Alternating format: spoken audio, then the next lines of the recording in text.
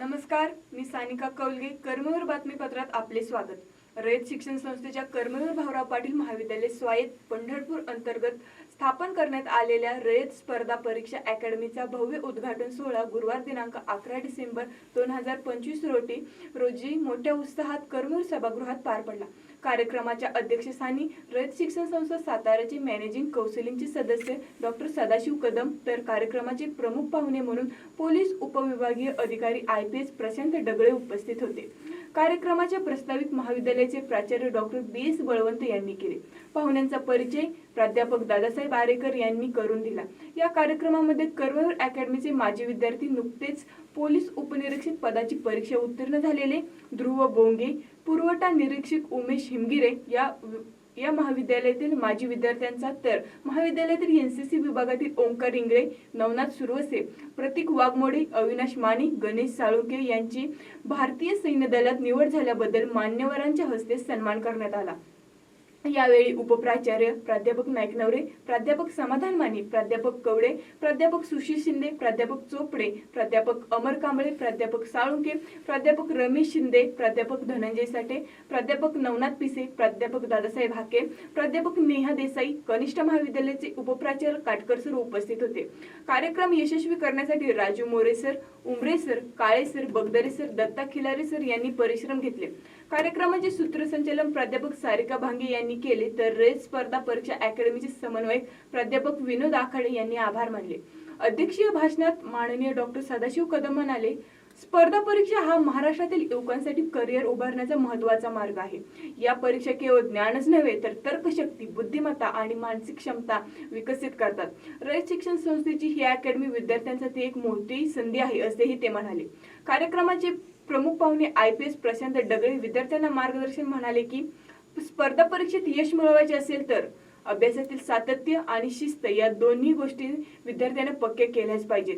योग्य दिवसाचे नियोजन, वेळेचे व्यवस्थापन, नियमित पुनरावलोकन आणि टेस्ट सिरीज हा यशाचा मूलमंत्र आहे, असा सल्लाही त्यांनी उपस्थित विद्यार्थ्यांना दिला. तर विद्यार्थ्यांना अधिक मार्गदर्शन करताना IPS प्रशांत डगळे काय म्हणाले ते पाहूया. जय हिंद. हाऊ द जोश.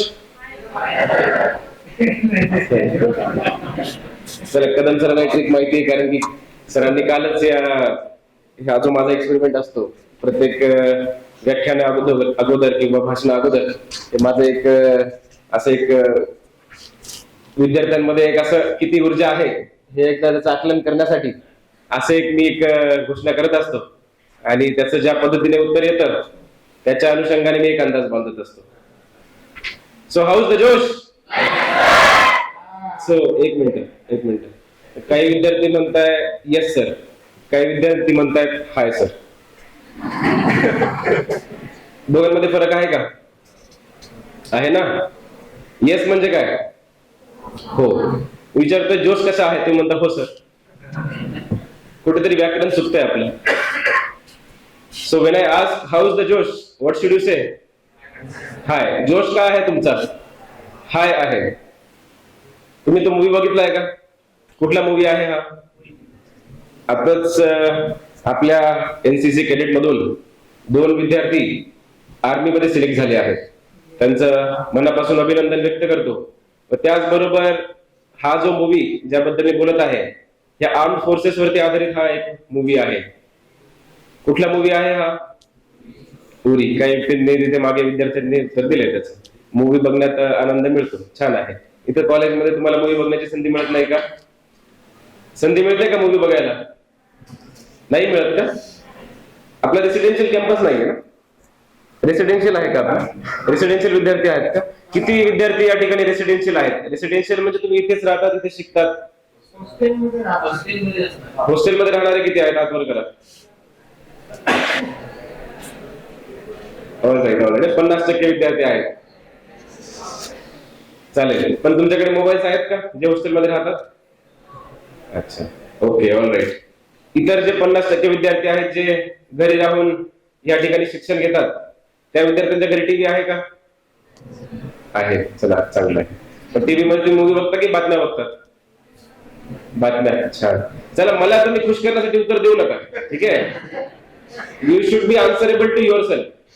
तुमचं उत्तरदायित्व हे तुमच्या स्वतःसाठी असायला हवं. बरोबर आहे की नाही?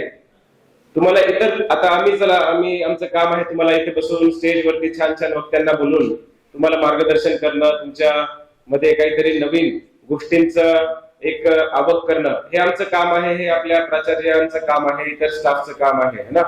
परंतु खरं त्यातून किती तुम्हाला घ्यायचं आहे आणि किती तुमच्या कामाचं आहे, किती तुम्हाला सूट करते, ह्याचा जो काही अभ्यास आहे हा तुम्हाला स्वतःला करायचा आहे. शेवटी आयुष्य तुमचं आहे, इंट्रोस्पेक्शन तुम्हाला स्वतःला करावं लागेल. त्यानंतरच तुम्ही तुमच्या आयुष्याचे जे काही महत्वाचे प्रश्न आहेत त्यांचे उत्तर तुम्ही शोधू शकता. ठीक आहे? तर त्यामुळे हा जो उरी द सर्जिकल स्ट्राईक हा एक मूवी आलेला, तर या मूवी मध्ये हे ब्रीद वाक्य होतं की ते जे मेजर होते ते म्हणायचे की हाऊस द जोश, आणि त्यांचे जे जवान होते ते उत्तर काय द्यायचे? Hi sir. तर तसंच मी पुन्हा विचारतो, हाऊस द जोश, हाऊस द जोश, हाऊस द जोश. छान छान छान. Yes yes. तिसऱ्या गोष्टीला तुमचा आवाज माझ्यापेक्षा जास्त झाला त्याच्यामुळे आनंद वाटला. चला, उत्साह आहे तुमच्या चेहऱ्यावरती, तुमच्यामध्ये एनर्जी आहे, एन्थुझियाझम आहे, काहीतरी करण्याची जिद्द आहे. हे बघूनच आम्हाला आमच्यासारखे जे काही अधिकारी असतात किंवा वक्ते असतात त्यांना इथे येऊन तुम्हाला मार्गदर्शन करण्यासाठी जो काही एक बूस्ट हवा असतं, आम्हाला सुद्धा मोटिवेशन लागतं इथे येऊन तुमच्या समोर काहीतरी मांडण्यासाठी. आणि ते तुमच्यासारखे छान विद्यार्थी जेव्हा समोर बसलेले असतात तेव्हा नक्कीच तो जो काही आनंद असतो तो जगावेगळा असतो. तर सर्वप्रथम रयत शिक्षण संस्थेचे कर्मवीर भाऊराव पाटील महाविद्यालय पंढरपूर याचा मी मनापासून धन्यवाद व्यक्त करतो की आपण या ठिकाणी मला बोलवलं. आपल्या जी स्पर्धा परीक्षा अकॅडमी ह्याचा जो काही उद्घाटन समारंभ आहे, या ठिकाणी ह्या अशा छान अशा समारंभाचं प्रमुख पाहुणे म्हणून आपण मला आमंत्रित केलं, त्याबद्दल मनापासून धन्यवाद.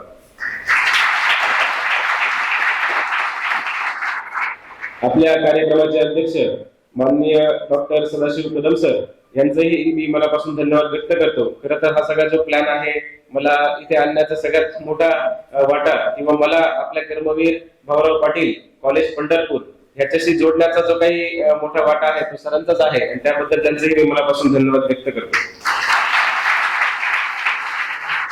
त्याचबरोबर आपल्या या कार्यक्रमातील उपस्थित असलेले मान्यवर Shri Sanjay Patil sir, Jadhav sir, Rajendra Jadhav sir, Jyotiram Bhaigude sir, Ganesh Patil sir, Amarjit Patil sir, सुनेत्राताई पवार मॅडम, या सगळ्यांचाही मी मनापासून धन्यवाद व्यक्त करतो. व त्याचबरोबर आपल्या कॉलेजचे स्टाफ, कॉलेजचे माजी विद्यार्थी जे की आपला वेळातला वेळ काढून या ठिकाणी इथे उपस्थित राहिला, व त्याचबरोबर सर्वात महत्वाचे हे जे काही इथे विद्यार्थी व माझे ऍस्पिरंट मंडळी जी आहे यांचंही मी मनापासून धन्यवाद व्यक्त करतो की आपण इथे उपस्थित राहून छान पद्धतीने आपण एक ऍक्टिव्ह लिसनिंगचं या ठिकाणी काम करत आहात. तर आपण कालचं आपलं जसं डिस्कशन झालं की एक ऍक्टिव्ह आणि पॅसिव्ह या दोघांतला अंतर हा जो काही या विद्यार्थ्यांना माहित असणं फार गरजेचं असतं.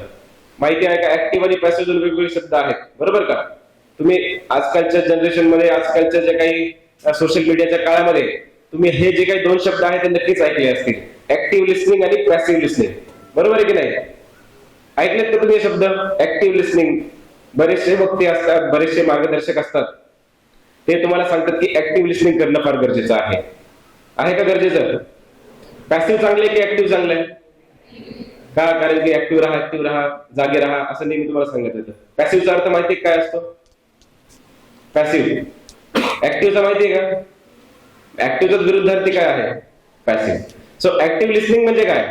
की जे काही तुम्हाला सांगितलं जातं किंवा ज्या काही गोष्टी तुम्ही ऐकता त्या किती चांगल्या पद्धतीने तुम्ही ग्रास्प करतात, आणि ग्रास्प केल्यानंतर तुम्ही ते किती चांगल्या पद्धतीने त्याची एक अंडरस्टँडिंग निर्माण करतात, आणि त्याच्यानंतर स्वतःमध्ये त्याची कशी एक त्याचं आचरण करतात, याला म्हणतात काय? Active listening. आणि पॅसिव्ह लिसनिंग म्हणजे काय? त्याच्या उलट, एका कानाने ऐकायचं आणि दुसऱ्या कानाने काय करायचं? सोडून द्यायचं. कधी सोडायचं? लगेचच्या लगेच, एका सेकंदाच्या आत. आता पॅसिव्ह लिसनिंगचे चांगलं उदाहरण सांगू का तुम्हाला? तुमच्या सर्वांकडे मोबाईल आहे, बरोबर का? बरेच वेळा तुम्हाला तुमच्या शाळेतले शिक्षक वर्ग असेल किंवा प्रिन्सिपल सर असतील, प्रिन्सिपल मॅडम असतील किंवा इतर जे काही ज्येष्ठ मंडळी आहेत, विचारवंत आहेत, तुम्हाला काय सांगतात? अरे रील्स बघत नका जाऊ, अरे युट्यूब वरती जास्त वेळ नका घालू, अरे लहान मुलांच्या हातात मोबाईल देऊ नका. हे का सांगतात? कारण की तुम्ही जेव्हा रील्स बघतात तुम्ही बघा रील्स बघताना कसा वेळ जातो कळत नाही, आणि त्यातून तुम्ही किती शिकतात हेही कळत नाही. एक रील्स, दोन रील्स, तिसरी, चौथी, पाचवी, सहावी असं करत करत एक तास कसा जातो कोणालाही कळत नाही. आणि त्यातून एक तास गेल्यानंतर तुम्ही जेव्हा स्वतःला प्रश्न विचारतात की मी काय शिकलो किंवा यातून मला काय बोध मिळाला, असा प्रश्नाचं काही उत्तर तुमच्याकडे नसतं. हे काही तुमच्यामध्येच ही अडचण आहे असं म्हणत नाहीये. आजकाल सगळेच जनरेशन अक्षरशः 60-70 वर्षाचे ज्येष्ठ मंडळी सुद्धा त्या रील्सच्या आहारी गेलेली आहेत. परंतु विद्यार्थी जीवनात जो काही आपल्यामध्ये बदल घडवायचा आहे, तो बदल घडवण्यासाठी इच्छाशक्ती जर असली तर तो बदल नक्की तुम्ही ह्या जीवनात घडवू शकतात. कारण की कसं असतं, 25 ते 30 वर्षाच्या वयोगटामध्ये कुठलीही सवय आहे ती आपल्याला मोडता येते आणि जोडता येते. त्यामुळे जे काही सवय तुम्ही आत्ता लावणार आहात विद्यार्थी जीवनात किंवा कॉलेज जीवनात किंवा तुमच्या 25 मॅक्झिमम ते 30 वर्षाच्या आज ज्या काही सवयी तुम्ही स्वतःमध्ये लावशाल त्याच तुमचा दीर्घकाळ तुमच्या आयुष्यभर तुमच्या सोबत राहतील. त्यामुळे जेव्हा तुम्ही रील्स बघतात तेव्हा तुम्ही काय करतात, पॅसिव्ह लिस्निंग करतात. पॅसिव्ह म्हणजे काय, आपलं डोकं लावायची गरज नाहीये त्या ठिकाणी, फक्त ते बघत चालायचं. समोरचं काहीतरी डोकं लावून त्यांनी छान पद्धतीने ती ऍक्टिंग केलेली असते, त्यांनी ते चित्रीकरण केलेलं असतं, फोटोग्राफी केलेली असते. तुम्ही काय करतात, आपले डोळे एवढे ठेवतात, ऐकतात, आणि ते कुठे जातात डोक्यामध्ये कोणाला काही आयडिया नाही. आणि या पॅसिव्ह लिस्निंगच्या काळामध्ये, या पॅसिव्ह लिस्निंगमुळे काय होतं, आपल्या मेंदूचे जे न्यूरल कनेक्शन्स असतात, मेंदूमध्ये काय असतात, न्यूरॉन्स माहिती आहे का सर्वांना? किती सायन्सचे विद्यार्थी आहेत तिथे? अरे लाजायचं काय, आजकाल तर उलट सायन्सचं शिक्षण घेण्यामध्ये एकदम उंच असा सरळ हात वर करण्याची आजकाल एक ट्रेंड आहे ना, की सायन्सचं शिक्षण घेणे म्हणजे सर्वोत्कृष्ट शिक्षण आहे, यामध्येच आपलं करिअर होऊ शकते, अशी एक धारणा आहे. त्यामुळे लाजू नका. चला, सायन्सचे विद्यार्थी आहेत, चला एक 40% विद्यार्थी मला वाटतं सायन्सचं शिक्षण घेत आहेत. बाकी इतर आर्ट्सचे किती विद्यार्थी आहेत? छान, हे बघा किती कॉन्फिडन्स ओळखतो यांच्यामध्ये. छान छान, गुड. कॉमर्सचे विद्यार्थी, कॉमर्सचे आहेत, गुड. ठीक आहे, हात खाली घ्या. फॅशन टेक्नॉलॉजी करणारे किती विद्यार्थी आहेत? आर्किटेक्चर करणारे किती विद्यार्थी आहेत? इंजिनिअरिंग करणारे किती विद्यार्थी आहेत? ब्रांच नाही आपल्याकडे. ठीक आहे, ठीक. येस, मला माहिती आहे आपल्या इथे कुठले ब्रांचेस आहेत, कुठल्या ब्रांचेस नाहीये. परंतु मी जे प्रश्न विचारतो त्याच्यामध्ये माझा काहीतरी उद्देश आहे, त्यासाठी विचारत आहे. तर चांगलं आहे, चला तुम्ही चांगल्या स्ट्रीम मधून शिक्षण घेत आहात. जनरली काय होतं,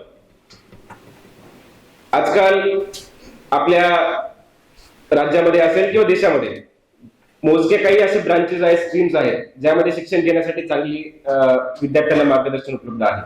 परंतु त्याच्या पलीकडे आजकाल वेगवेगळ्या स्ट्रीम्स, डिपार्टमेंट्स किंवा संधी उपलब्ध झालेल्या आहेत.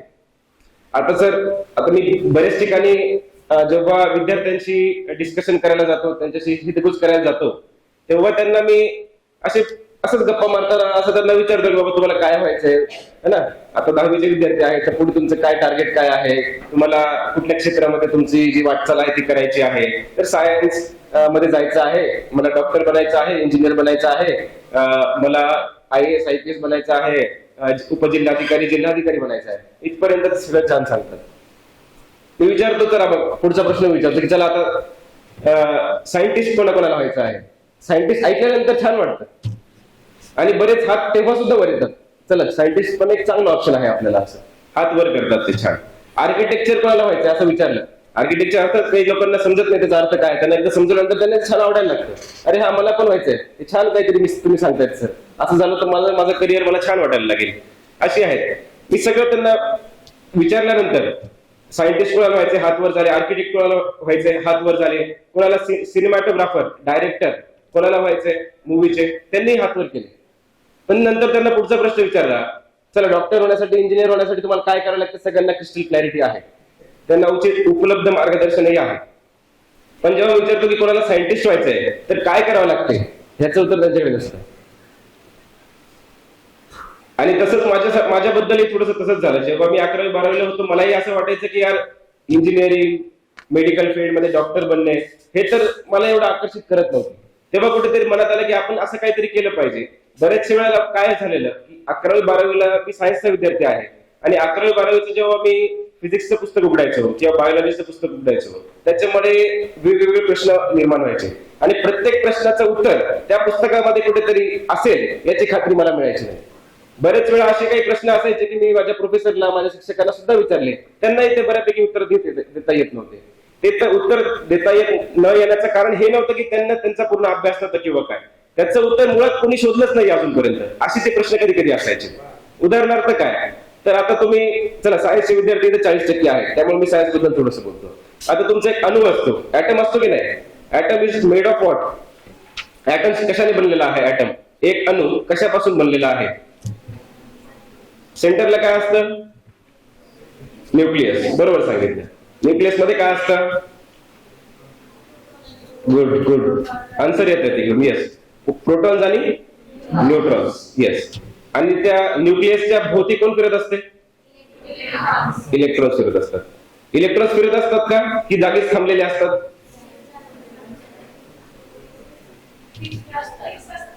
फिक्स असतात का, अच्छा फिरत असतात.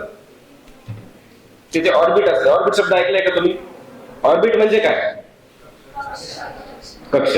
मग त्याची ट्रॅजेक्टरी असते काहीतरी, तो त्या न्यूक्लियसच्या भोवती फिरत असतो फिरत असतो फिरत असतो. परंतु तुम्ही गुरुत्वाकर्षण हा प्रिन्सिपल ऐकला आहे का, काय असतं, ग्रॅव्हिटेशनल फोर्स काय असतो, न्यूटनचे लॉ तुम्ही अभ्यास केला असेल की, ते सफरचंद खाली पडलं झाडावरून, त्यालाच काय म्हणतात, गुरुत्वाकर्षण म्हणतात. मग आता न्यूट्रॉन्स प्रोटॉन्सला पण मास आहे. आता सफरचंद खाली पडला, का खाली पडला, कारण की त्याच्यामध्ये काय होतं, गुरुत्वाकर्षण होतं.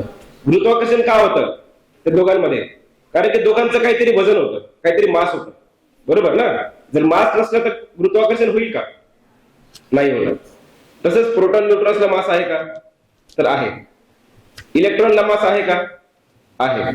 तर इलेक्ट्रॉनला जर मास आहे, प्रोटॉनला मास आहे, तर त्यावेळेस गुरुत्वाकर्षण जी शक्ती निर्माण होऊन ते एकमेकाला चिपकत का नाही, तो इलेक्ट्रॉन आहे तो प्रोटॉनला जाऊन धडकत का नाही, हा प्रश्न मी विचारलेला. याचं उत्तर माहिती का तुम्हाला कोणाला, चला चांगले ऍटलिस्ट तुम्ही विचार तरी करतात, काहीतरी उत्तर येत आहे, म्हणजे ऍटलिस्ट त्यांनी विचार तरी केलेला, काहीतरी त्यांचं अनालिसिस तरी आहे. असाच प्रश्न मला 11वी-12वीला जेव्हा नवीन नवीन अभ्यास करत होतो, 10वीलाच पडलेला खरं तर, पण मला वाटलं की 11वीला उत्तर त्याचं मिळेल.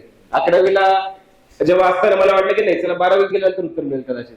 12वीला गेल्यानंतर जेव्हा वर्ष संपत आलं, सगळा सिलेबस कव्हर झाला, तेव्हाही त्याचं उत्तर मला काही समाधानकारक मिळालं नाही. त्याच्यामुळे मला असं वाटतं की काहीतरी यार आपला अजून तरी अभ्यासच अपूर्ण आहे. कुठं मी लोकांना जाऊन सर्जरी करणार किंवा इंजिनिअरिंग करून नवीन रोबोट्स बनवणार, मला बेसिक जर अणू कसं काम करतं हेच माहित नाही, तर मी पुढे जाऊन काय करणार, असं कुठेतरी मनामध्ये एक विचार आला.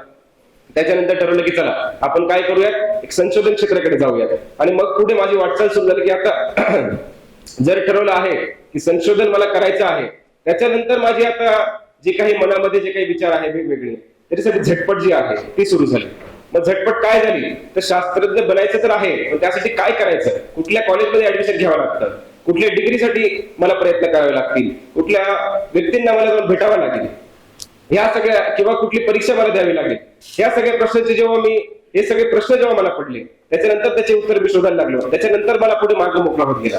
तर विद्यार्थी मित्रांनो, मला फक्त तुम्हाला सांगायचं एवढंच आहे, जेव्हा तुम्ही कुठली अशी गोष्ट ठरवतात, मनाशी ध्येय तुम्ही जर ठरवतात की मला XYZ गोष्ट करायची आहे, मला PSI बनायचं आहे, मला IAS IPS बनायचं आहे, किंवा मला एक स्टार्टअप चांगला सक्सेसफुल बिझनेस मला घडवायचा आहे, तसं जेव्हा तुम्ही ठरवतात, त्यानंतर त्याच्या मागे किंवा त्याच्या बिझनेस सेट करायच्या पहिले जे काही प्रश्न तुम्ही विचारले पाहिजे, त्याचं उत्तर शोधायचं काम, किंवा प्रश्न विचारण्याचं काम हे तुम्ही केलं पाहिजे. आणि त्यासाठी उत्तर शोधण्यासाठी तुम्ही झटपट केली पाहिजे. हाच या जे काही सांगितलं त्याचा बोध आहे. तर विद्यार्थी मित्रांनो,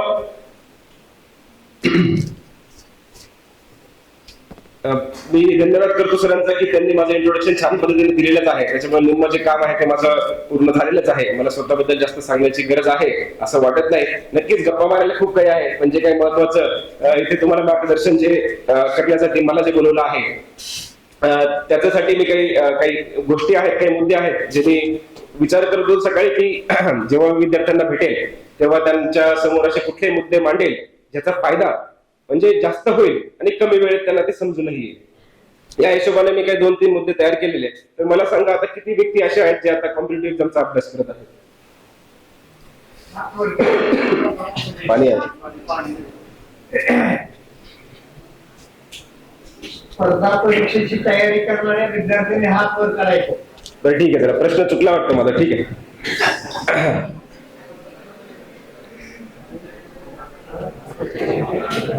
किती व्यक्ती असे आहेत, किती विद्यार्थी असे आहेत ज्यांचं अजून ग्रॅज्युएशन पूर्ण व्हायचं बाकी आहे? अच्छा अच्छा, तर तुम्ही आता डिग्री घेत आहात का? First year, second year, third इयरला? ऑलराईट, ठीक आहे. किती विद्यार्थी आहेत ज्यांचं ग्रॅज्युएशन झालेलं आहे आणि पूर्णतः आता स्पर्धा परीक्षेचा अभ्यास करण्यामध्ये ते आता व्यस्त आहे? अच्छा, ठीक आहे, हात खाली.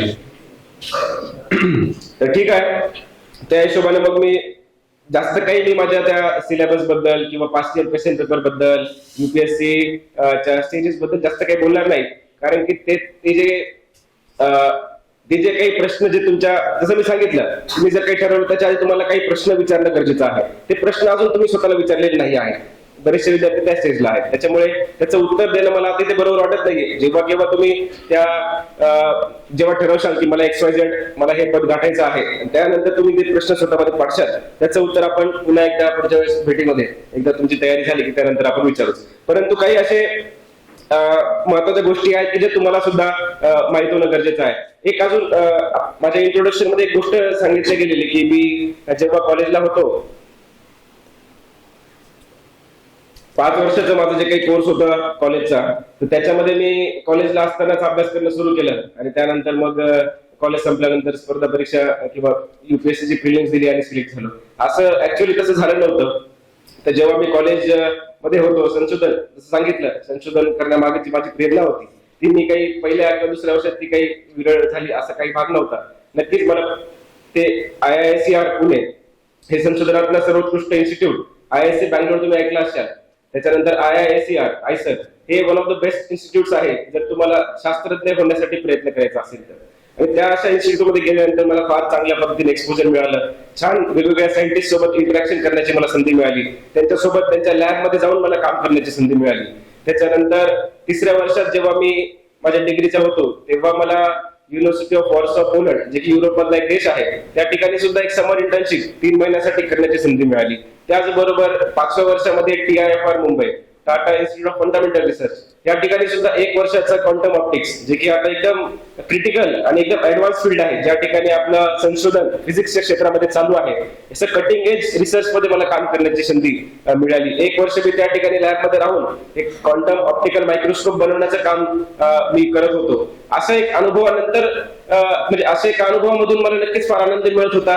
छान वाटत होतं की आपण खरंच काहीतरी जे बेसिक सायन्स कसं वर्क करतं, बेसिक अणु कसे काम करतात, इतर गोष्टी कशा काम करतात, गाडीचं इंजिन कसं करतं काम, फोटोग्राफी कसं काम करतं, सिनेमॅटोग्राफी कशी काम करते, वेगवेगळ्या विषयांबद्दल मला छान पद्धतीने माहिती मिळाली. परंतु मनात असं कुठेतरी होतं की काहीतरी आपल्याला आपल्या लोकांसाठी, आपल्या समाजासाठी, आपल्या गावासाठी, आपल्या देशासाठी करायचं आहे आणि त्याच्याच अनुषंगाने मी हा निर्णय घेतलेला. खरं तर आमच्या जे काही बॅचमेट्स आहेत IISER पुणेचे, 90% बॅचमेट्स आमचे विविध कॉलेजेसमध्ये, युनिव्हर्सिटीजमध्ये देशाच्या बाहेरच आहेत 90% विद्यार्थी. आणि ते आयव्ही लीग्स असेल, तुमचे युनिव्हर्सिटी ऑफ ओक्लाहोमा असेल, मँचेस्टर असेल, MIT असेल, ऑक्सफर्ड असेल, केम्ब्रिज असेल, किंवा ऑस्ट्रेलियामध्ये, युरोपमध्ये युनिव्हर्सिटीज असतील, त्यामध्ये चांगलं छान पद्धतीने PhD किंवा पोस्ट डॉक सारख्या पदांवरती आता ते कार्यरत आहेत. जनरली आमच्या कॉलेजचा ही ट्रेंड असतो सर की व्यक्ती तिथे गेला तर त्यानंतर तो पोस्ट डॉक आणि नंतर असिस्टंट प्रोफेसर त्या मार्गावर जाऊन त्याचा रिसर्च कंटिन्यू राहील. परंतु मी जे काही डिसिजन तेव्हा घेतला की आपल्याला परदेशात न जाता, मी जसं सांगितलं मी पोलंडला 3 महिन्यासाठी होतो आणि तिथे जो काही माझा अनुभव आला आणि तेथे जे काही मला एक इंट्रोस्पेक्शन केल्यानंतर, आत्मचिंतन केल्यानंतर जो माझा निर्णय झाला, त्याच्याच आधारावरती मी ठरवलं की चला आता आपल्याला काय करायचं आहे, ते UPSC करायची आहे. नवोदयचा अनुभव तर माझ्या मागे होताच. 11वीला असताना मी स्कूल कॅप्टन होतो, 8वीला असताना स्कूल ते क्लास कॅप्टन असेल किंवा तुमचं ते हाऊस मध्ये रिप्रेझेंटेटिव्ह सारख्या ठिकाणी मी भूमिका निभावलेली होती. त्यामुळे एक अंदाज होता की प्रशासन कसं करायचं, त्यामध्ये कुठले कुठले बारकावे असतात, कसं आपल्याला वेगवेगळे स्टेक होल्डर्स, वेगवेगळे जे लोक, वेगवेगळे जे घटक त्या गोष्टीसाठी लागतात, त्यांना कसं आपल्याला रोपिंग करायचं, त्यांना कसं एकत्र आणून आपलं काम करून घ्यायचं आहे, याचं एक आयडिया होती. आणि त्याचबरोबर एक तळमळ होती की चला आपण ज्या ठिकाणाहून आलो, आपण ज्या अडी अडचणींना सामोरे गेलो, आपले आई वडील ज्या अडी अडचणींना सामोरे गेले त्यांच्यासाठी सुद्धा आपल्याला काहीतरी करायचं आहे. एक असा किस्सा झालेला ज्याबद्दल मला असं इथे नमूद करावं असं वाटतं की मी जेव्हा पोलंडला होतो 3 महिन्यासाठी मी तिथे गेलेलो. जेव्हा जातानाच माझा येतानाचा विजा आणि पास विजा आणि त्याचबरोबर तिकीट सुद्धा काढले गेलेले होते. त्यामुळे जायची डेटी फिक्स होती, यायची डेटी फिक्स होती, तिथे किती मला स्कॉलरशिप मिळणार, स्टायपेंड मिळणार, सगळं काही फिक्स होतं. त्याच्याच अनुषंगाने जेव्हा मी तिकडे गेलो आणि जेव्हा परत घरी आल्यानंतर कळालं की वडील जे आहे ते घरी आपल्या बेड रिटर्न आहे.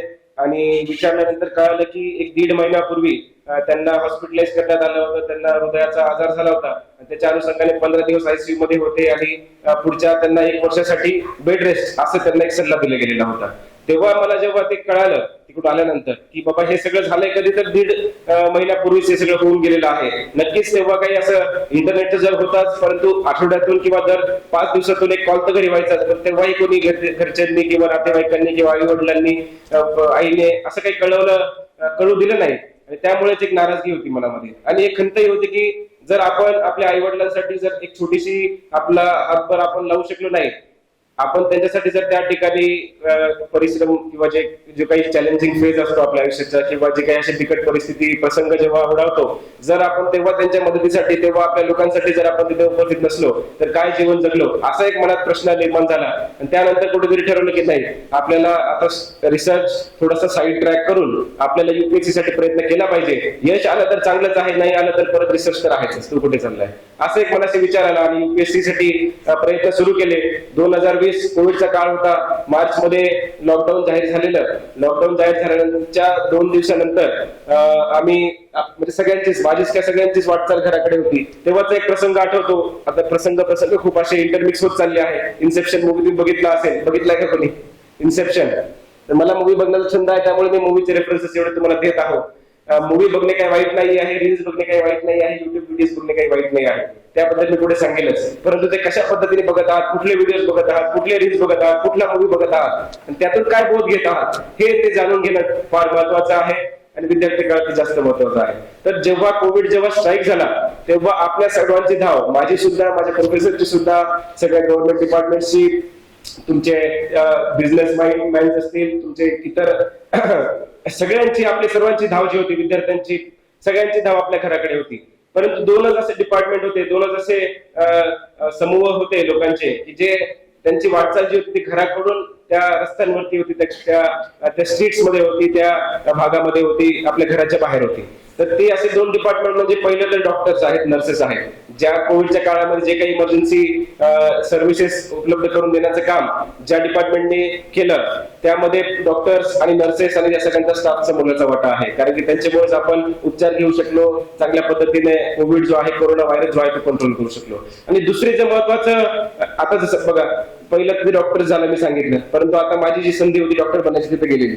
कारण की मी आधीच माझं मास्टर्स फिजिक्स मध्ये करून मोकळा झालेलो. मला डॉक्टर तर काय बनता येत नव्हतं, मला फक्त आदर होता त्यांच्या मनामध्ये. दुसरं जे डिपार्टमेंट होतं जे की घराच्या बाहेर रस्त्यांवरती धाव घेत होतं ते होतं पोलीस डिपार्टमेंट. कारण कुठलाच पोलीस त्या कोविडच्या काळामध्ये घरी बसून निवांत नव्हता. तो स्वतः आपल्या आयुष्याचा दाव लावून आपल्या मुलांची, आपल्या घरच्यांची काळजी न करता तो घराच्या बाहेर पडत होता. तो स्वतः आयसोलेशन मध्ये घराच्या खोलीमध्ये राहून छोट्याशा परत आपल्या ड्युटीसाठी बाहेर पडून इतर नागरिकांना सेवा देण्याचं काम तो पोलीस कर्मचारी किंवा तो अधिकारी करत होता. असे हे 2 जे डिपार्टमेंट्स आहेत त्यांनी मला फार तेव्हा प्रेरित केलं आणि मला विचार आला की अरे ही पोलीस सेवा सारखं एक काही सेवा जी आहे ती मला वाटतं दुसरी कुठली नसेल. त्यामुळे ह्या सेवेमध्ये जाण्यासाठी जे आकर्षण किंवा जी इच्छाशक्ती जी आहे ती तेव्हा कुठेतरी निर्माण झाली. आणि मग 2020 ला जेव्हा कोविड हिट झाला, आम्ही सगळे घरी आलो, तेव्हा घरी बसून एक असंच परत एकदा आत्मचिंतन केलं. मी आत्मचिंतन वारंवार शब्द वापरत आहे कारण की ते फार महत्वाचा असा बिंदू आहे जो आपण हल्लीच्या काळामध्ये मिस करत आहोत. तुम्ही बघत असाल 700-800 वर्षापूर्वी किंवा त्याच्याहून आधी जेव्हा योग हा जो काही भारताने आपल्या या जगाला दिलेला हा जो काही ही जे काही यंत्र आहे, हे यंत्राचा वापर आपण आता हल्लीच्या काळामध्ये करणं विसरलो आहे. नक्कीच बाहेरचे लोक आता जास्त लोक करतात आपल्या लोकांपेक्षा, असं कुठेतरी वाटायला लागतं कधी कधी, ऍटलीस्ट विद्यार्थ्यांमध्ये तरी. त्यामुळे विद्यार्थी मित्रांनो, योगाची प्रॅक्टिस आहे त्याचा मूल मंत्र एकच आहे की तुम्ही आत्मचिंतन केलं पाहिजे. तुम्ही मेडिटेशन करा किंवा तुम्ही इतर योगासने करा, त्याच्या मागचा उद्देश एकच आहे की तुम्ही आत्मचिंतन करा. तुम्ही स्वतःच्या डोळ्यामध्ये तुमच्या अंतर्मनात झाकून बघा की तुम्ही कुठे चुकताय, काय बरोबर करताय, तुमचं आयुष्य तुम्हाला कुठल्या दिशेने न्यायचं आहे. त्यामुळे आत्मचिंतन हा शब्द फार महत्वाचा आहे, वारंवार मी सांगत आहे. तुम्ही ते केलं पाहिजे आणि त्याचं महत्व जाणलं पाहिजे. तर 2020 ला जेव्हा कोविड हिट झाला, आम्ही सगळे घरी आलो, तेव्हा कुठे ठरवलं आत्मचिंतन केल्यानंतर की चला आता मला युपीएससीचा अभ्यास करायचा आहे. परंतु युपीएससीचा आता चला मी स्पर्धा परीक्षेकडे थोडस बोलतो. आता युपीएससीचं जेव्हा करायला ठरवलं, आता विद्यार्थी मित्रांनो पुन्हा एकदा, जेव्हा मी 12वीत असताना जो आत्मचिंतन केलं, जे प्रश्न मला स्वतःला विचारले, तसेच प्रश्न मी त्यावेळी सुद्धा विचारलेले. कुठले प्रश्न असतील ते कोणी सांगू शकेल का? आता तुम्ही सुद्धा बरेचसे असे ऍस्पिरंट्स या ठिकाणी उपलब्ध आहेत ज्यांना आता वेगवेगळे अधिकारी बनण्याचे स्वप्न आहेत, वेगवेगळी परीक्षा देण्याचे त्यांचे स्वप्न आहे, बरोबर आहे की नाही? इथे असे आहे का ज्यांना आता स्पर्धा परीक्षांच हे मला वाटते सगळे विद्यार्थी बसलेले आहेत, त्यांना सगळ्यांनाच अधिकारी किंवा इतर स्पर्धा परीक्षेमध्ये यश मिळण्याचं स्वप्न असेल. त्याच्यामुळे तुम्हाला कुठले प्रश्न किंवा आत्मचिंतन करून कुठले प्रश्न तुमच्या समोर आले पाहिजेत याचं उदाहरण मला तुमच्याकडूनच पाहिजे. आता आपण करूया एक एक्सरसाइज करू 2 मिनिटाची. त्याच्यामध्ये कुठले कुठले प्रश्न आपल्या स्वतःला पडले पाहिजे कुठल्या स्पर्धा परीक्षेचा अभ्यास करण्यापूर्वी, याचा आपण एक एक्सपेरिमेंट करायचा आहे. आलं का लक्षात माझा प्रश्न काय आहे? आता एक प्रश्न नाही म्हणता येणार, एक थॉट आहे की बाबा आता जर मी ठरवलं, असं माझं उदाहरण घ्या तुम्ही. मला आता मी ठरवलं की बाबा मला युपीएससी सीएससी परीक्षा क्लिअर करून मला आयपीएस व्हायचं आहे, हे मी ठरवलं. आता मला कुठले प्रश्न माझ्या मनामध्ये यायला पाहिजे जेणेकरून मी त्या आयपीएस बनण्यामध्ये मला मदत होईल? कुठले प्रश्न असतील ते का सांग तुझी? माईक आहे का आपल्याकडे अजून? किती वेळ?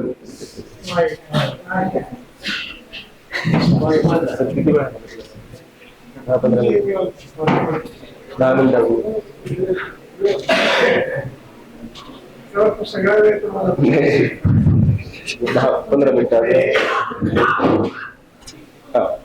पहिला प्रश्न हा वाटला पाहिजे की तुम्हाला ती स्पर्धा काढायची आहे आणि प्रेरणा काय आहे स्पर्धा देते? Yes good. तर अजून दुसरा प्रश्न सांगते का तू? का पहिलाच प्रश्न? चला एक प्रश्न आपण पुढे जाऊ. हा प्रश्न बरोबर आहे की तुम्हाला तुमचं जे काही मोटिवेशन आहे, इन्स्पिरेशन आहे, हे तुम्हाला त्याची क्लॅरिटी असली पाहिजे, ते मोटिवेशन तुमच्यामध्ये असलं पाहिजे. आता बघा काय होतं ना, बऱ्याच वेळा काय होतं की आपण नक्कीच मोटिवेशन इन्स्पिरेशन हे फार गरजेचं असतं. तुमच्या मागे काहीतरी तुमच्या आतमध्ये ड्राईव्ह पाहिजे की मला ते काय करायचं आहे. तुमची जिद्द आहे, चिकाटी आहे, ती तेव्हाच रूपांतरित करेल जेव्हा तुमच्यामध्ये क्लॅरिटी असेल, एक मोटिवेशन असेल, एक इन्स्पिरेशन असेल. आता मोटिवेशन जे आहे ते तुम्ही कशातून घेऊ शकतात? असं काही क्रायटेरिया आहे का की मला ह्या गोष्टीतून मोटिवेशन घेऊ शकतो? असं काही नाही आहे. मोटिवेशन तुम्ही कशातूनही शोधू शकता. अक्षरशः छोट्यातल्या छोट्या गोष्टी जे काही तुमच्या दैनंदिन जीवनात होतात त्यातूनही तुम्हाला मोटिवेशन येऊ शकतं. एक उदाहरण सांगायचं झालं, तुम्ही जेव्हा रस्त्यातून आपल्या घरी जात असाल किंवा कुठे फिरायला जात असाल, तेव्हा तुम्ही बघत असाल की एक जोडपा आहे, म्हातारा 75 वर्ष 70 वर्षाच्या जोडप्याचं वय आहे आणि त्यांच्या पाठीमागे कोणी नाहीये, त्याच्या पुढेही कोणी नाही आहे. ते असं त्यांच्या बालांनी त्यांना सोडून दिलेलं असं एक जोडपं रस्त्यावरती आहे आणि ते तिथे 2 वेळचं त्यांना जेवणही लाभणं किंवा जे काय आहे घासही त्यांना लाभल अशी त्यांची काही परिस्थिती नाही आहे. त्या व्यक्तींना बघून सुद्धा आपण मोटिवेशन घेऊ शकतो की अरे मला ही काहीतरी परिस्थिती जी आहे ती मला बदलायची आहे. माझ्या गावामध्ये अशी कुठलीही व्यक्ती नसली पाहिजे ज्याला त्याच्या घरातून काढून दिलेलं असलं पाहिजे किंवा काढून दिलेलं आहे आणि त्याला 2 वेळेचं जेवण सुद्धा मिळणं या 70-75 वयाच्या काळामध्ये त्याला शक्य नाहीये. अशी परिस्थिती कोणावर ओढून न देण्यासाठी मी प्रयत्न करेल, हे सुद्धा तुमचं एक मोटिवेशन असू शकतं. त्यामुळे मोटिवेशन इन्स्पिरेशन गरजेचं नाहीये की तुम्हाला वेगवेगळ्या एकदम लांब जावं लागेल, खूप भाषण ऐकावं लागतील, खूप वक्त्यांना जाऊन तुम्हाला ऐकावं लागेल किंवा तुम्हाला एकदम जाऊन एनजीओला व्हिजिट करून तुम्हाला एकदमच तुमच्या आतमध्ये तळमळ असं काहीतरी किंवा आजकाल जे ट्रेंड आहे की काहीतरी तुमच्या आयुष्यामध्ये असा प्रसंग होतो त्यानंतर तुम्ही जाऊन ठरवता की नाही आता मला आयएस बनायचंय कारण की माझ्यासोबत असं वाईट झालेलं आहे किंवा असं जे काही आहे ना तुमच्या मनात मानसिकता ती बदलून टाका. असं काही नाही आहे. मोटिवेशन छोट्या गोष्टी मधून सुद्धा घेऊ शकतो. आणि मुळात तुम्हाला सांगतो मोटिवेशन इन्स्पिरेशन हे चिरकाळ राहत नाही. आता उदाहरण तुम्हाला द्यायचं म्हटलं तर आता बघा 1-2 गोष्टीतलं अंतर समजणं तुम्हाला फार गरजेचं आहे. ते 2 गोष्टी कुठल्या आहेत? एक मोटिवेशन आहे, दुसरा आहे डिसिप्लिन. 2 वेगवेगळे शब्द आहेत का? एक सुरू होतो एम पासून, दुसरा काय डी पासून. मी सांगतो की ते पर्यायवाची नाही आहेत, मग त्यांचा अर्थ तर वेगळा असेलच.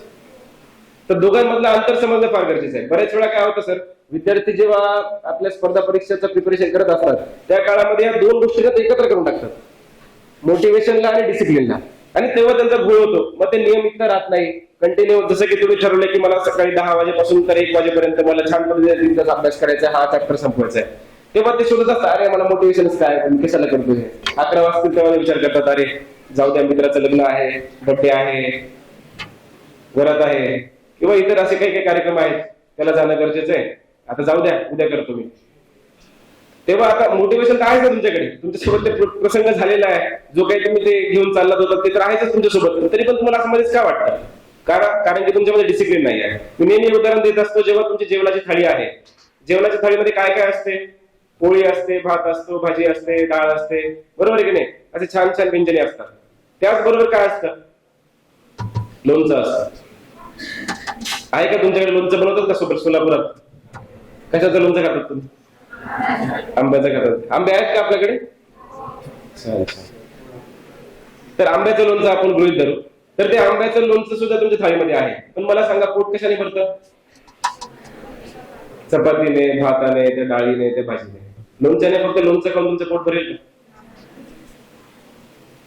तर लोणचं म्हणजे काय? मोटिवेशन. पण पोट कशाने भरणार आहे आपलं? त्या चपातीने, त्या भाताने. ते भात, चपाती, डाळ वगैरे काय आहे ते सगळं? डिसिप्लिन. डिसिप्लिन फार महत्वाचं आहे मित्रांनो. मोटिवेशनच्या मोटिवेशन म्हणजे फक्त स्टिरॉइड आहे, स्टिरॉइड. तुम्ही बघत असाल वेगवेगळ्या स्पर्धामध्ये वेगवेगळे व्यक्ती काय काय वेगवेगळ्या गोष्टी खाऊन त्या, म्हणजे हे चुकीचंच आहे जे काही आपण डोपिंग आपण म्हणतो. डोपिंगचं तुम्ही उदाहरण बघितलं असेल की एक असा फायटर आहे, बॉक्सिंग पट्टू आहे, त्याने डोपिंग घेतल्यानंतर त्याला थोडंसं एक बूस्ट मिळतो एनर्जीचा, त्याच्या बळावरती तो तिथे चांगला परफॉर्म करतो. परंतु जर त्याच्यामध्ये स्किल नसेल, जर त्याच्यामध्ये त्यांनी वर्षभराची जी मेहनत आहे, किती वर्ष त्यांनी घालवले असतील माहित नाही, दररोज सकाळी 4 ते 6 उठून त्यांनी व्यायाम केलेला आहे, डाएट फॉलो केलेला आहे, जे नियमितता त्यांनी त्याच्यामध्ये ठेवलेली आहे, ते जर नसेल तर त्या डोपिंगचा काही फायदा आहे का? एक साध्या व्यक्तीला आपण स्टिरॉइड दिलं, तो जाऊन बॉक्सिंगची मॅच मारून येईल का? नाही ना. याचं उदाहरण तुम्ही असं नका समजू की डोपिंग करणं चांगलं आहे, हे चांगलं नाहीये, शरीरासाठी फार हानिकारक आहे. स्टिरॉइड घेणं सुद्धा फार हानिकारक आहे. परंतु उदाहरण द्यायसाठी मी तुम्हाला सांगत आहे की मोटिवेशनच्या बळावरती तुम्ही कुठली स्पर्धा परीक्षा काढू शकत नाही. मोटिवेशन असणं चांगलं आहे. मी हे उदाहरण काल दिलं सर की बऱ्याच वेळा माझे बॅचमेट्स IPS असे आहेत ज्यांच्या घरी कोट्यावधीची संपत्ती आहे. गुजरातचे मोठे मोठे बिझनेसमॅन आहेत, त्यांची मुलं माझ्यासोबत IPS ची ट्रेनिंग करत आहेत. मला सांगा त्यांच्यामध्ये काय मोटिवेशन आहे? त्यांच्या घरी एवढं छान सगळं मोठं मोठं बंगला आहे, 4-5 मर्सिडीज बेंज सारख्या गाड्या आहेत. ते एक दिवस फिरायला कुठे जरी गेले आपल्या घरापासून 100 किलोमीटर लांब, तरी पण ते 5 स्टार हॉटेलमध्ये राहतात. दिवसाचा त्यांचा स्वतःचा खर्च 50,000 रुपयापेक्षा जास्त आहे. अशा व्यक्तीला काय मोटिवेशन असणार आहे? तो मोटिवेशन छोट्या छोट्या गोष्टीमधून शोधतो. त्या कॉलेजला होतं तेव्हा त्याच्या मनात काहीतरी असं झालेलं की जो जेव्हा रात्री असंच 7 वाजता फिरायला गेलेला तेव्हा त्याच्या मैत्रिणीची कोणीतरी छेड काढली. त्याला फार वाईट वाटलं की असं कोणी आपल्या जे काही आता प्रगतशील भारत आहे ज्याच्यामध्ये महिलांना आपला आदर दिला जातो, मातृ देवभव आपण असे हे उद्बोधन करत असतो, अशा या जगामध्ये कुठल्या तरी महिलेसोबत कुठल्या तरी विद्यार्थ्यांसोबत अशी वाईट घटना हो, हे त्याला बिलकुल सहन झालं नाही. आणि त्यांनी त्यातून मोटिवेशन घेतलं की मला काहीतरी करून जायचं आहे. आणि त्यांनी पुढे काय केलं? सातत्य ठेवलं, कंटिन्युटी ठेवली, डिसिप्लिन ठेवला. आणि 10 ते 1 जर त्यांनी ठरवलं की मला अभ्यास करायचा म्हणजे करायचा, तर तो त्यांनी केलेला आहे. 1 दिवस, 2 दिवस, 10 दिवस, 15 दिवस, 1 वर्ष त्यांनी सातत्याने ते केलेलं आहे, म्हणून त्याला यश मिळालं आहे. त्यामुळे मित्रांनो डिसिप्लिन फार महत्वाची आहे. तुम्ही तुमचं शेड्यूल एकदा तुम्ही छान पद्धतीने जेव्हा तुम्ही ठरवाल तेव्हा तुम्ही विचार करा, आत्मचिंतन करा. जेव्हा तुम्ही शेड्यूल ठरवाल, प्लॅनिंग ठरवाल, जसं की मी सांगितलं की आता मला 1 वर्षानंतर UPSC द्यायची आहे, हे जेव्हा मी ठरवलं तेव्हा विविध प्रश्न आले. एक प्रश्न पुढचा असाही होता, पहिला प्रश्न तुम्ही सांगितला की इन्स्पिरेशन पाहिजे, दुसरा प्रश्न कुठला विचारला पाहिजे आपण स्वतःला? येस,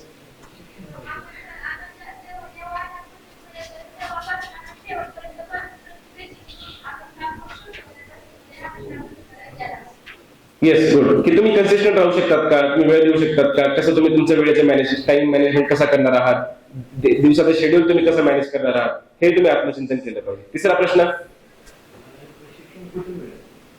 प्रशिक्षण कुठे मिळेल? हे सरांनी सांगितलं की आता तुम्ही ठरवले की चला आता मला एक्झाम काढायची आहे, पण त्यासाठी मला प्रशिक्षणाची आवश्यकता आहे का? कुठल्या पद्धतीच्या प्रशिक्षणाची आवश्यकता आहे, कोणाचं मार्गदर्शन लागेल का मला, किंवा मार्गदर्शन लागेल तर ते कुठून मला मिळेल.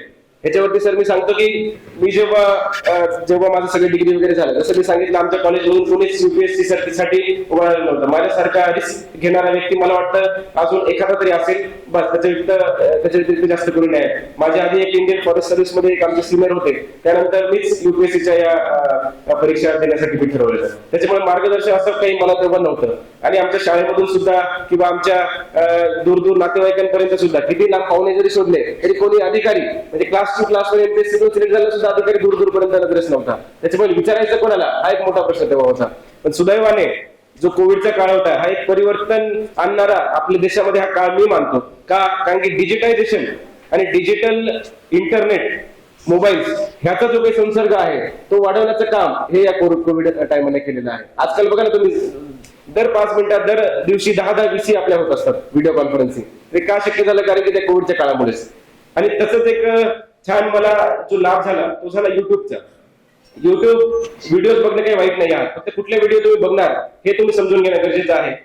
जेव्हा जसं सांगितलं की आता प्रशिक्षण सरांनी सांगितलं की कसं करायचं, तेव्हा मी विचार केला की आता मला क्लास लावायची गरज आहे का, कोचिंग लावायची गरज आहे का. हाही जनरली प्रश्न सगळ्यांमध्ये पडत असतो की कोचिंगची काय गरज आहे का. तर मला वाटतं की याचं आकलन तुम्ही केलं पाहिजे, परंतु कोचिंग लावलीच पाहिजे सिलेक्शन होण्यासाठी ही जी धारणा ही फार चुकीची आहे. माझं वैयक्तिक उदाहरण आहे आणि मतही आहे की मी स्वतः कुठली कोचिंग लावली नव्हती. जेव्हा मी ते सिलेबस बघितला, आता पुढचा प्रश्न अजून आहे की सिलेबस काय आहे हे तुम्ही स्वतःला विचारलं पाहिजे. त्याच्यानंतर तुम्ही पुढचा प्रश्न विचारला पाहिजे की पास्ट क्वेश्चन पेपर जर मी अभ्यास केला तर त्याच्या अन्वये मला कुठली पुस्तके वाचली पाहिजे. पुस्तके नुसती अशी कुठली रॅन्डमली जाऊन घेऊन तुम्ही बाजारातून एखाद्या दुकानदाराला विचारलं की अरे UPSC साठी कुठली पुस्तके लागतात, मला 6 पुस्तक काढून दे, आणि त्याने ते दिली, तुम्ही ते डोळे बंद करून किंवा डोकं बंद करून ते नुसते वाचत राहिला तर त्याचा काही फायदा तुम्हाला मिळणार नाही. तर तेव्हा जेव्हा मी विचार केला तेव्हा मी ठरवलं की चला कोचिंग लावायची आपल्याला गरज नाही आहे. स्वतः अभ्यास करून किंवा जे मार्गदर्शनचा जो काही अभाव जो मला जाणवला त्याचं पूर्तता मी अशी केली की युट्यूब वरती खूप व्हिडिओज असतात सर. आता हल्लीच्या काळामध्ये प्रत्येक टॉपर्स ते तसं हाही आता इथे व्हिडिओग्राफी चालू आहे. मला वाटतं कदाचित हाही व्हिडिओ आपल्या कुठेतरी सोशल मीडियावरती असेल किंवा युट्यूब सारख्या माध्यमावरती जाईलच. असे अनेक व्हिडिओ आहेत, वेगवेगळे 100 टॉपर्स, 100 तर मी कमी सांगतो, हजारो टॉपर्सने त्यांची जी काही स्ट्रॅटेजी आहे, कसं त्यांनी प्लॅन केला, कसं त्यांनी अभ्यास करण्याचं ठरवलं, काय त्यांचे मोटिवेशन होते, त्यांनी कसे ते प्रिलिम्स क्लिअर केली, मेन्स क्लिअर केली, इंटरव्ह्यू कसा दिला, या सगळ्या बाबतीमध्ये त्यांनी छान पद्धतीने त्या व्हिडिओज मध्ये मांडलेलं असतं. आणि तुमचं काम काय आहे आणि मी जे काय केलं ते मी खरं सांगतोय की मी जेव्हा अभ्यास करायचं ठरवलं की चला आजपासून मला 12व्या महिन्यामध्ये 12 महिने माझ्याकडे आहेत, त्याच्यानंतर फिल्म्स आहेत, तर मी काय करायचं, पहिला महिना मी फक्त युट्यूब व्हिडिओज बघण्यामध्येच घालवला. फक्त न्यूजपेपर वाचायचो, वर्तमानपत्र वाचायचो आणि व्हिडिओज बघायचो. युट्यूब मध्ये काय बघायचो, टॉपर स्टॉक बघायचो, बाकी मूवी वगैरे ते सोडून दिली. आपल्याला त्याग करावा लागतो, बलिदान करावं लागतं.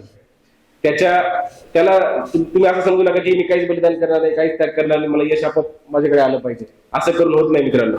मी इंस्टाग्राम माझं बंद केलेलं, फेसबुक जे अकाउंट होतं ते मी बंद करून टाकलेलं, युट्यूब फक्त मी टॉपर स्टॉक बघण्यासाठी जोडायचो, बाहेर मित्रांचे बर्थडे सेलिब्रेट करणं बंद केलेलं. नक्की त्या मित्राला तेव्हा वाईट वाटलेलं, पण जेव्हा माझं सिलेक्शन झालं त्याच्या बर्थडेला मी एकदम चांगल्या ठिकाणी जाऊन त्याचा बर्थडे साजरा केला मस्तपैकी एकदम धूमधाम मध्ये. तो जो काही आनंद त्या माझ्या मित्राला आला तेव्हा त्याला वाटलं की नाही तुझ्या केलं ते अगदी बरोबर केलं, आणि तेव्हाच्या काळात ती गरज आहे.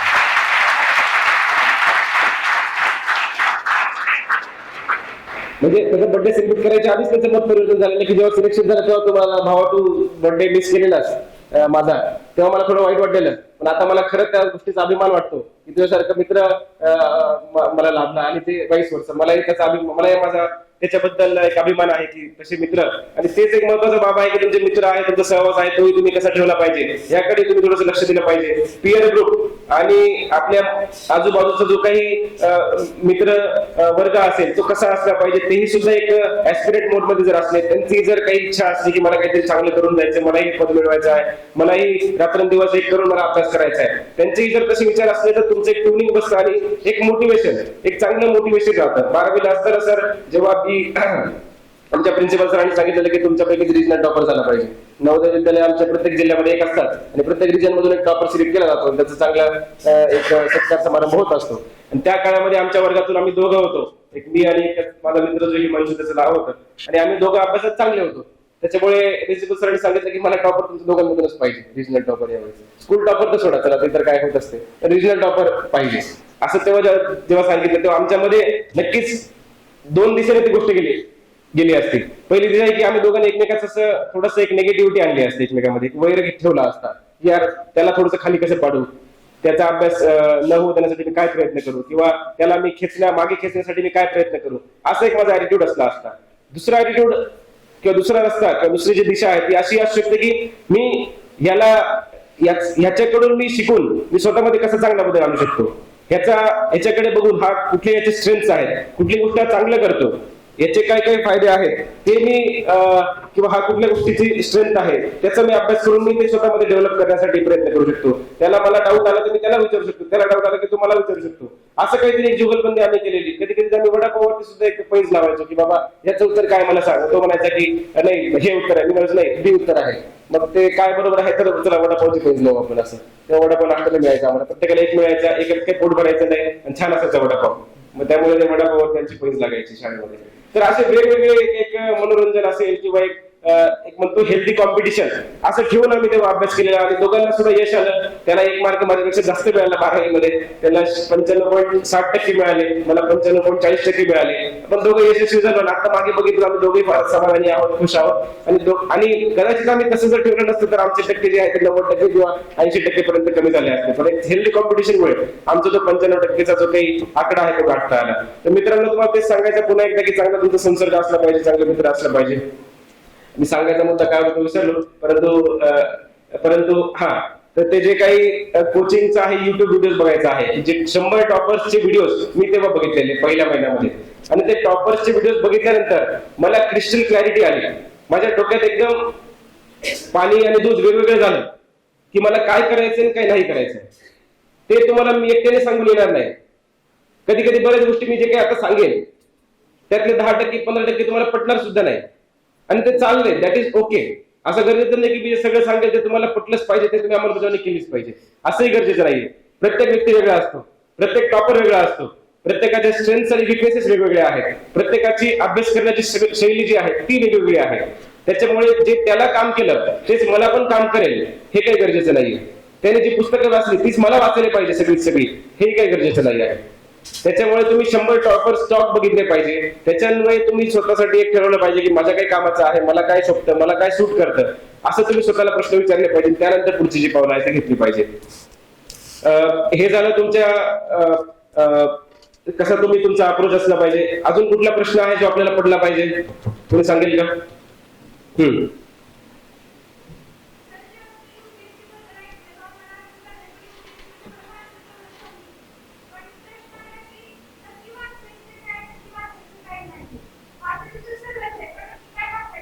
येस. तर हा चांगला प्रश्न आहे की काय वाचायचंय आपल्याला. तर हा प्रश्न आपल्याला पडला त्याचं उत्तर मी देतो. त्याला चांगला प्रश्न पडला, हा पडला पाहिजे. ह्याचं उत्तर तुम्हाला ते जे मी सांगितलं 30 दिवस जर तुम्ही 100 लोकांचे टॉपरचे टॉक बघितले तर तुम्हाला छान पद्धतीने ते कळून येईल.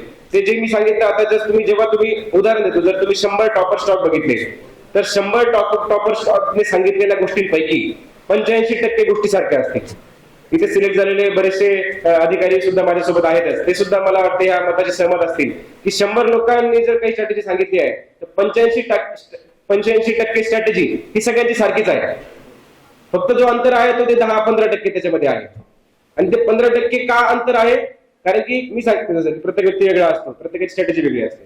तुमच्यासाठी काय ते 15% आहे हे तुम्हाला ओळखायचं आहे. आणि ते कसं ओळखतात मी सांगून ते तुम्हाला समजणार नाही.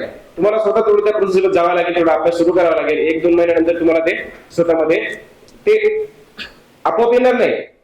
तुम्हाला स्वतःला प्रश्न विचारावे लागतील, वारंवार आत्मचिंतन करावं लागेल, दर 2 दिवसांनी, दर आठवड्यामध्ये. त्यानंतर तुम्हाला याची उत्तरं मिळतील. तर युपीएससीचा सिलेबस फार असं डिफाईन्ड आहे, चांगल्या पद्धतीने दिलेला आहे. एमपीएससीचा सुद्धा सिलेबसचं एक नोटिफिकेशन येतं.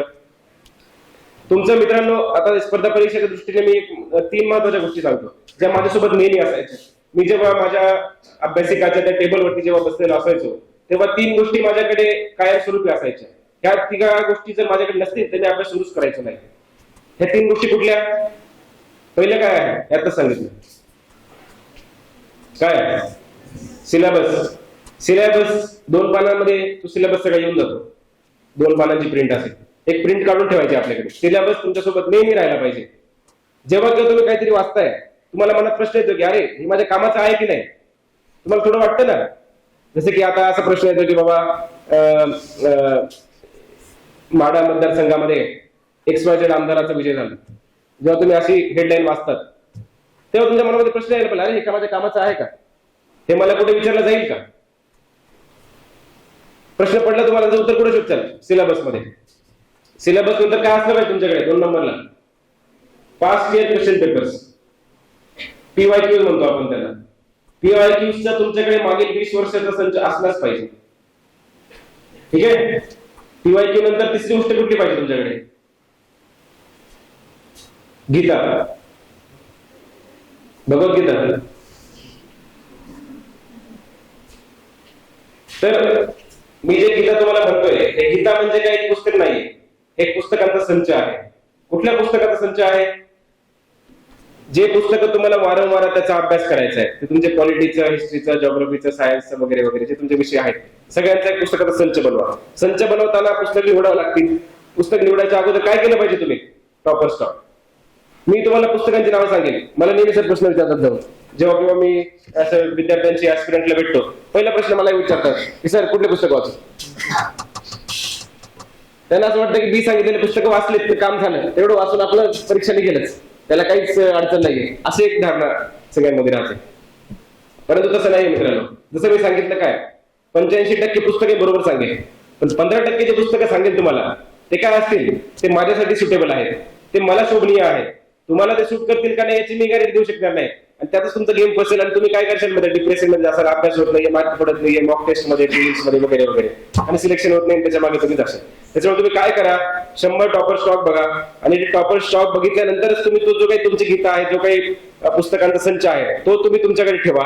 आणि ह्या 3 ज्या गोष्टी आहेत, काय सांगितल्या मी, पहिली कुठली, सिलेबस, दुसरी PYQ, तिसरं गीता. ह्या 3 गोष्टी तुमच्याकडे नेहमी असल्या पाहिजे. कारण की तुमच्या मनाला कुठला डाऊट कधी येईल कोणीच सांगू शकत नाही. मी उदाहरण देतो, तुम्ही जेव्हा असं बाहेर, तुम्ही दोघं तिघं जे ऍस्पिरंट मंडळी आहे, तुम्ही असंच कंटाळाला अभ्यास करून मग बाहेर गेलात, मस्त चहा प्यायला टपरीवरती, मस्त तुम्ही तिथे असं गप्पा मारतात, चाय पे चर्चा करत आहेत, तेव्हा तुम्ही एकाने प्रश्न विचारला, अरे ते नुकतंच बिल लोकसभेमधून लोकसभेमधून राज्यसभेमध्ये पास झालेलं आहे, असं अचानक कोणीतरी बोलून गेलं तुम्हाला. तर तुम्हाला ते लक्षातच नाही, अरे अच्छा लोकसभेमधून बिल गेले, कुठे गेले, राज्यसभेमध्ये गेले. तर लोकसभेमधून राज्यसभेमध्ये जर बिल जायचं असेल तर किती खासदारांची मंजुरी लागते, हा प्रश्न तुम्हाला लगेच पडला. परंतु याचं उत्तर आता मला आठवत नाहीये, असं तुम्ही म्हणजे कदाचित आठवत नसेल, कोणाला विसर पडला असेल किंवा माहित नाही, अभ्यास झाला नसेल तेवढा, रिव्हिजन झाली नसेल तेवढा, तर त्या प्रश्नाचं उत्तर तुम्हाला शोधायचंय. कसं शोधशाल तुम्ही, प्रश्न कळला काय, काय प्रश्न आहे की लोकसभामध्ये बिल राज्यसभेमध्ये पाठवण्यासाठी किती खासदारांची मंजुरी घ्यावी लागते. तर याचं उत्तर शोधताना तुम्ही गुगल करायला पाहिजे का, लगेच गुगल करून हा चला असं आहे बरं का, लगेच मोबाईल खिशात ठेवून दिलं. आजकाल जे त्याच्यामुळे झालेलं फास्ट, मी म्हटलं ना ऍक्टिव्ह लिस्निंग आणि पॅसिव्ह लिस्निंग, ते पॅसिव्ह लिस्निंग मध्ये जातात, पॅसिव्ह रिडिंग मध्ये ते जातात. तुम्ही पटकन काहीतरी बघतात, झटपट आणि चला झाला विषय सोडून देतात. तसं न करता तुम्ही काय केलं पाहिजे, जुन्या काळामध्ये जेव्हा राजे महाराजे होते, ते त्यांचं जेव्हा साम्राज्याचं प्रशासन जेव्हा ते बघत होते, जेव्हा त्यांना वेगवेगळ्या अडचणी त्यांच्या समोर यायचे, 2 शेतकरी येत आहेत, त्यांच्यामध्ये काही अडचण आहे, दोघं काहीतरी वादविवाद करतायत, मग त्या राज्याच्या मनामध्ये काय झालं, त्या राजाच्या मनामध्ये डायलेमा आला. डायलेमाचा अर्थ कळतो का, अशी मनस्थिती त्याच्या मनामध्ये निर्माण झाली की मला हे केलं तरी कळत नाहीये, हे करू की ते करू, हे केलं तरी बरोबर आहे, बी केलं तर बी बरोबर आहे, मग करू काय मी. ह्याचं उत्तर ते कुठे शोधायचे, ते गीतेमध्ये शोधायचे, किंवा ते कुराणमध्ये शोधत असतील, किंवा ते बायबलमध्ये शोधत असतील, किंवा त्यांचे जे काही रिलीजियस ग्रंथ त्याच्यामध्ये शोधतात. तसंच तुम्हाला जो प्रश्न आता निर्माण झाला तुम्ही कुठे शोधशाल, गीतेमध्ये. एकदा गीता उचकायची, याच्यामध्ये गीता काय राहील आपली, ते पॉलिटीचा विषय ना, हा जो मुद्दा आहे कुठे असेल, कुठल्या पुस्तकात असेल, पॉलिटीच्या पुस्तकामध्ये. ते पॉलिटीचं पुस्तक उचकायचं, त्यामध्ये तो धडा उघडायचा, पार्लमेंटचा धडा आहे तो चॅप्टरचं नाव. पार्लमेंट चॅप्टरचा जो तुम्ही वाचून ठेवलेला आहे, जे अंडरलाईन करून ठेवलेला आहे, ज्याला तुम्ही असं फोल्ड करून ठेवलेलं आहे, ते पान उघडायचं आणि त्याच्यामध्ये उत्तर शोधायचं. त्याने होतं काय, तर पहिलं की तुम्हाला छान पद्धतीने ते तुमचं रिव्हिजन जाते पुस्तकाची, त्या चॅप्टरची. दुसरं महत्वाचं म्हणजे आपली मेमरी काय आहे, पिक्टोरियल मेमरी आहे. काय आहे, पिक्टोरियल मेमरी. पिक्टोरियल मेमरी म्हणजे काय, आपल्याला चित्र जास्त डोक्यामध्ये रजिस्टर राहतात, जास्त काळ राहतात शब्दांपेक्षा, बरोबर की नाही. पिक्चर पाहताना तुम्हाला सगळं मजा वाटते. पिक्चर तुम्ही वर्ष झाले, 4 वर्ष झाले, 5 वर्ष झाले, तरी पण ते तेरे नाम मूवीची कहाणी, तेरे नाम मला माहित नाही, आमच्या काळात फेमस होता. आताच्या काळात कुठला पिक्चर बघतात माहित नाही. तर दबंग असेल किंवा तो इतर आता धुरंधर मूवी असेल, हे असले मूवी जेव्हा तुम्ही बघता तुम्ही 10 वर्ष ते विसरत नाही. परंतु एक पुस्तक जे आता वाचलं तर दुसऱ्या 10व्या दिवशी तुम्ही विसरत नाही त्याच्यात काय लिहिलेलं आहे. त्याच्यामुळे ते चित्र जर तुम्ही बघितले तर ते जास्त आपल्या मेंदूमध्ये जास्त काळ ते स्टोअर राहतात. स्मरणशक्ती चांगली असते जर तुम्ही पिक्चर बघशाल. तशीच पिक्टोरियल मेमरी आपल्याला पुस्तकाची सुद्धा बनत असते. बरेच वेळा असं होतं की जर तुम्ही चांगला अभ्यास केला त्या पुस्तकाचा, वारंवार ते पुस्तक उघडून बघितलं तर कधी कधी तुम्ही तो जो काही चॅप्टर आहे, पार्लमेंट चॅप्टर कुठल्या पानावर आहे हे पण तुम्ही सांगायला लागतात. हळूहळू ते तुमची स्टेज येईल. ते का होतं, कारण की ते चित्र बनलेलं आहे त्या पानाचं तुमच्या मेंदूवरती, त्यामुळे ते तुमच्या मेंदूमध्ये रजिस्टर झालेलं आहे. त्याच्यामुळे मला वाटतं की तुम्ही असं थोडासा अभ्यास केला पाहिजे, प्लॅनिंग केलं पाहिजे. दुसरं एक महत्वाची गोष्ट मला सांगायची वाटते, मी सांगितलं 2 मोटिवेशन आणि डिसिप्लिन मधलं अंतर मी सांगितलं. दुसरं अंतर मला एक सांगायचं आपल्या सर्वांना, टॅलेंट आणि हार्डवर्क. दोघं वेगवेगळे शब्द आहेत, टॅलेंट आणि हार्डवर्क. माहिती आहे सगळ्यांना दोघांमध्ये अंतर. कुठलं उत्तम उदाहरण आहे यासाठी, तुम्ही सगळ्यांनी ती गोष्ट ऐकलेली आहे लहान असताना. कुठली गोष्ट आहे, टॅलेंट आणि हार्डवर्कचं. येस, सरांनी बरोबर सांगितलं ते. बघ, ससा आणि कासवाची शर्यत. टॅलेंटेड कोण होतं तिथे,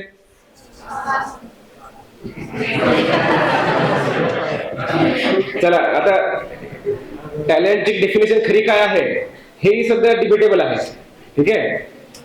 पण असू दे, टॅलेंट म्हणजे जनरली मी काय म्हणत आहे की हाय IQ असलेला, तो जेनेटिकली खूप स्मार्ट आहे, त्याचे आई वडील शास्त्रज्ञ आहेत, त्याचे आई वडील छान शिक्षक आहेत, त्याच्या स्मरणशक्ती त्याला आपोआपच लहानपणापासूनच फार चांगली आहे, त्याला म्हणतो आपण टॅलेंट.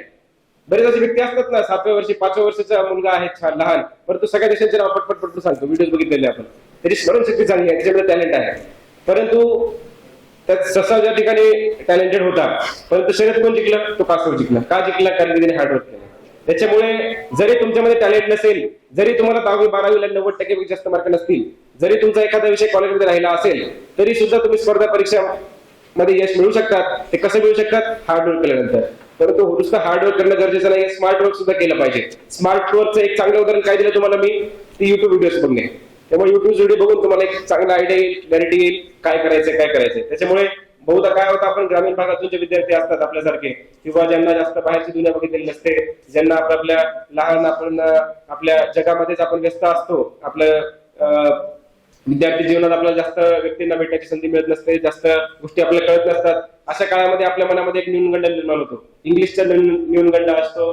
मला त्या IIT मधल्या व्यक्तीशी किंवा COEP VJTI पुण्याच्या चांगल्या कॉलेजेसच्या विद्यार्थ्याशी मला कॉम्पिटिशन आहे माझी, त्याच्यासोबत मी जर आता कॉम्पिट करत असलो तर मला कुठे यश मिळालं, ते तर एवढे चांगलं आहे, 10वीला त्याला एवढे मार्क होते वगैरे. असे न्यूनगंड तुम्ही पाळायला नाही पाहिजे मला वाटते. कारण की जर तुम्ही केव्हाही सुरू करा, बरेचसे असे उदाहरण, अनेक असंख्य उदाहरणं आहेत जे की 12th फेल मूवी बघितला असेल, बघितलाय का 12th फेल मूवी बघितला असेल ना, सर्वांनी बघितला असेल ना. त्यात मनोज शर्मा सरांची वरती ती बायोग्राफी आहे त्यांची, त्या मूवीमध्ये दर्शवलेली. मनोज शर्मा सरांचा त्यांचे जे काही प्रवास होता तो फार प्रेरणादायी आहे. त्यांनाही 12वीला काही चांगले मार्क नव्हते, मला वाटतं फेलही झाले होते सर. नंतर त्यांनी तरी पण स्वतःमध्ये एक इच्छाशक्ती ठेवली, एक आपला हार्डवर्क, स्मार्टवर्क अशा त्या बळावरती त्यांनी UPSC काढली. त्याच्यामुळे अशक्य असं काही नाही आहे. तुम्ही जर प्रयत्न केले तर नक्कीच तुम्हाला त्यात यश मिळेल, अशी माझी नक्कीच इच्छा आहे. आणि सगळ्यात शेवटचा मुद्दा जो मला सांगावा असं वाटतो तो आहे की आपण शेवटी काही जरी झालं तरी आनंदी राहायला पाहिजे. शेवटी काय असतं, यश मिळेल ना मिळेल हे आपल्या हातात नाही आहे, पण त्या प्रवासामध्ये आपल्याला जो आनंद मिळेल, जो आपण एक इंटरेस्ट घेऊन आपण जो काही अभ्यास करू, त्यामध्ये जे काही आपल्याला आनंद मिळेल, तो आनंद आपल्या स्वतःमध्ये आहे, तो तुमच्या स्वतःकडे आहे.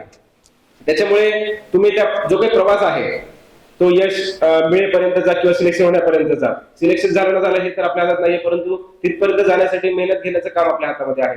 त्यात तुम्ही आनंद शोधायचा प्रयत्न करा. आणि एकदा तुम्हाला त्या अभ्यासात आनंद यायला लागला की नक्कीच तुम्हाला ती परीक्षा सुद्धा फार सोपी वाटायला लागेल, आणि त्यात तुम्हाला चांगले मार्क मिळतील आणि यश काही फार जाणार नाही. प्रत्येकाचं कसं असतं, काही व्यक्तींचे रुची असते, इंटरेस्ट असते, वेगवेगळ्या ठिकाणी असते. त्याच्यामुळे काही यश मिळते, काही यश मिळत नाही. एकदा अपयश मिळालं, दुसऱ्यांदा यश मिळेल, दुसऱ्यांदा अपयश मिळालं, तिसऱ्यांदा कदाचित यश मिळेल. प्रयत्न आपले असले पाहिजे, जेणेकरून बरेचसे असे उदाहरण आहेत बघा, 5व्या 6व्या 7व्या मध्ये सुद्धा सिलेक्ट होतात. त्याच्यामुळे खचून जायचं काही मुद्दा नाहीये असं मला वाटतं. आणि जरी तुमचं सिलेक्शन झालं नाही झालं तरी पण एक हॅपीनेस आपल्या जीवनात असला पाहिजे, एक आनंद असला पाहिजे. तुम्ही तुमचे प्रयत्न केले यात तुम्ही समाधानी असले पाहिजे. आता युपीएससीच्या प्रवासामध्ये जेव्हा मी ठरवलं होतं की करायचा अभ्यास, तेव्हा मी ठरवलं की 2च अटेम्प्ट मला द्यायचे आहेत, फार फार तर 3 एवढेच अटेम्प्ट मी देणार. त्यानंतर मी अटेम्प्ट देणार नाही, त्यानंतर ते बंद करेल आणि माझं जे काही दुसरा जो काही रिसर्च आहे, संशोधन आहे, त्या क्षेत्रात मी पुन्हा परत जाईल. परंतु तेव्हाच मी ठरवलेलं की जरी माझं सिलेक्शन झालं नाही तरी मला असं भरपूर काही शिकायला मिळेल जे मला पुढच्या माझ्या पूर्ण आयुष्यभरात मला ते कामी येईल. बरेचशा वेळा आता काय व्हायचं की जेव्हा मी कॉलेजला होतो तेव्हा वर्तमानपत्रात वाचायचो की अमुक अमुक गव्हर्नर नियुक्त झाला, अमुक अमुक ठिकाणी गॅसचं लिकेज झालं, त्याच्यामुळे लोकांचे नुकसान झाले, त्याच्यामुळे आता पोलीस यंत्रणा, फायर ब्रिगेड, डिझास्टर मॅनेजमेंट ऍक्टचे सेक्शन्स लावून तिथे काम सुरू आहे. तेव्हा काहीच कळायचं नाही डिझास्टर मॅनेजमेंट ऍक्ट काय असते, तिथे कोण त्याचा अधिकारी असतो, कोण लोक इन्व्हॉल्व असतात, पोलीस मध्ये नेमकी काय काम असतं, त्याच्यात अँब्युलन्सचं काय काम आहे, त्याच्यामध्ये हॉस्पिटलचं काय जबाबदारी आहे, तेव्हा समजायचं नाही. त्याच्यामुळे असं एवढा त्याच्यात असा आनंद यायचा नाही. आता जेव्हा मी ते सगळं वाचतो तेव्हा नक्कीच असं फार आनंद होतो की मला या सगळ्या गोष्टी समजतात. जरी मला सिलेक्शन नसतं झालं तरी मला त्या गोष्टी आता समजायला आल्या असतात. त्यात जो आनंद आहे तुम्हाला वाटत नाही की कुठे मिळेल. त्यामुळे त्या प्रयत्नासाठी की तुम्ही तुमचं स्वतःच एक बेटर व्हर्जन होण्यासाठी तुम्ही नक्कीच मला वाटतं स्पर्धा परीक्षांसाठी अभ्यास केला पाहिजे.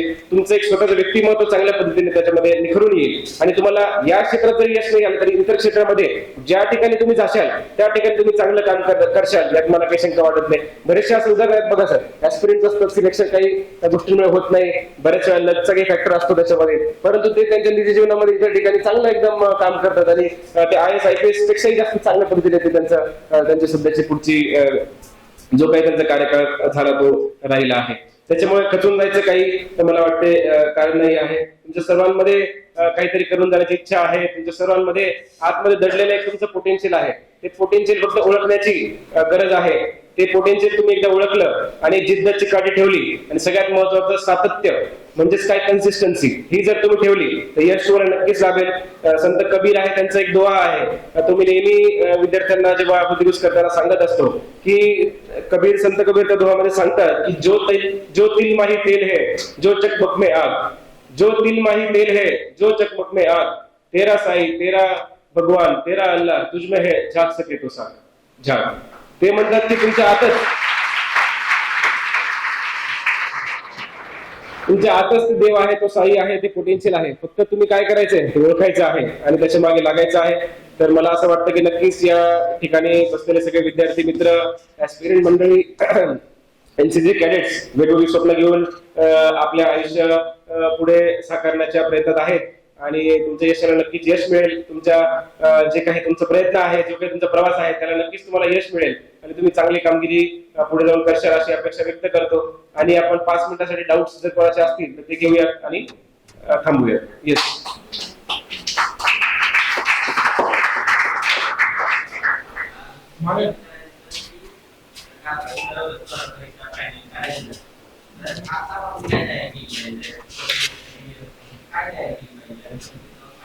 राईट. हा प्रश्न नेहमी विचारला जातो की आपण प्रयत्न कधी म्हणजे अभ्यास करायला कधी सुरुवात केली पाहिजे. हा जो काही एक युट्यूब व्हिडिओ जो काही गीता तयार करणं असेल त्याचं वाचन असेल कधी केलं पाहिजे.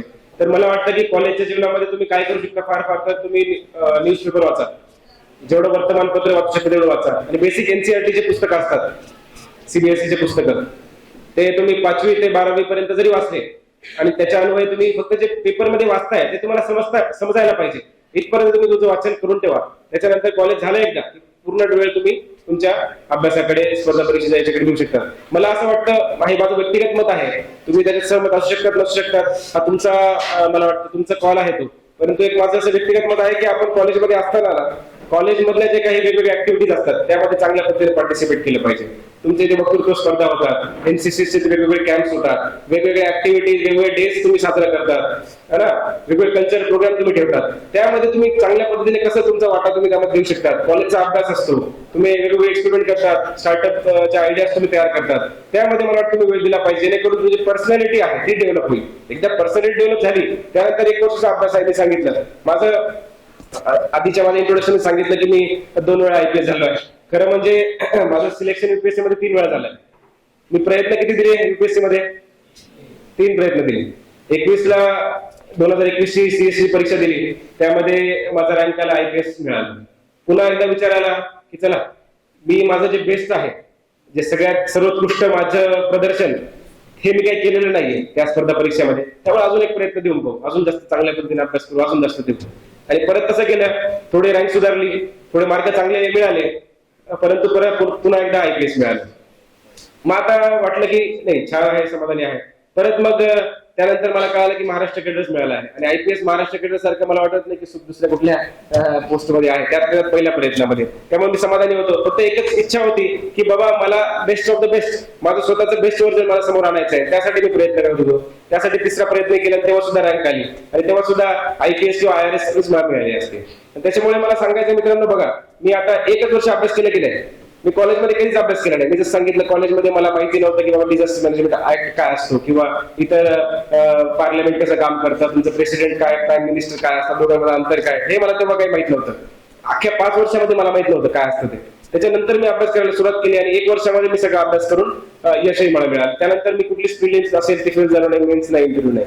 त्याच्यामुळे 1 वर्षाचा अभ्यास सफिशियंट आहे. कॉलेजच्या बाहेर गेल्यानंतर तुम्ही 1 वर्ष जर सातत्य ठेवून, प्लॅनिंग करून, एक स्मार्ट अप्रोच ठेवून हार्डवर्क केलं तर नक्कीच तुम्हाला यश मिळेल.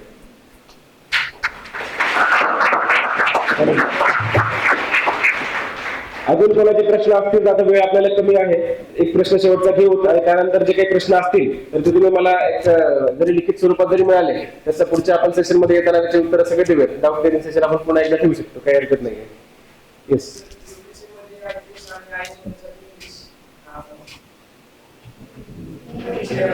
इंग्लिश येणं तर गरजेचंच आहे का, असं झालं. इंग्लिश येणं गरजेचं आहे. बस इंग्लिश माध्यम ह्याच एक माध्यम UPSC किंवा MPSC, UPSC मोस्टली विचारले आहे. MPSC मध्ये तर तिथंच येते, काही हरकत नाही. पण UPSC मध्ये सुद्धा तुम्ही मराठीत देऊ शकता, काही हरकत नाही.